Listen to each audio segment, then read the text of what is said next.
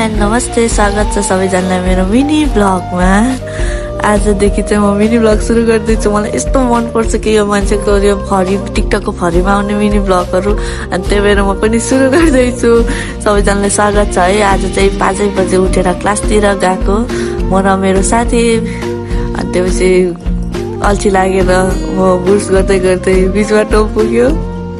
मलाई यसरी खासै बोल्न त आउँदैन, त्यही पनि मिनी ब्लग सुरु गर्छ भने फर्स्ट ट्राई गर्दैछु। साथीहरू नराम्रो नमानी हेरिदिनु होला। अनि बिच बाटो पुगेपछि चाहिँ हामीले हातमुख धोएर गयौँ। हातमुख धोएपछि चाहिँ म त्यसले बिच बाटोसम्म मात्र छोडेको थियो। त्यसपछि म एक्लै क्लास गयौँ, भिडियो नि बनाउन पाएन। अनि त्यसपछि चाहिँ म उसलाई बाई बाई गर्दै चल्यो क्लासतिर।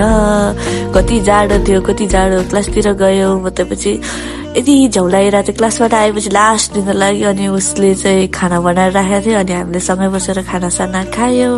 अनि खानासाना खाएपछि एक्कासी हाम्रो बजार जाने काम आयो। अनि बजार गएपछि त ज्यादा नखाने कुरै भएन, अनि एक च्याक खायो। अनि त्यसपछि हामी हिँड्दै रुमतिर आयौँ। हामी दुवैजना हिँड्दै रुमतिर आएपछि चाहिँ अनि दिउँसोको 12-1 बजिसकेको थियो कि खाजा खाने टाइम पनि भइसकेको थियो।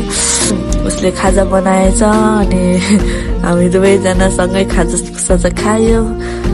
अनि कस्तो छ मेरो फर्स्ट मिनी ब्लग। प्लिज सबैजनाले हेरेर कमेन्ट गरिदिनु होला। Thank you so much. By by.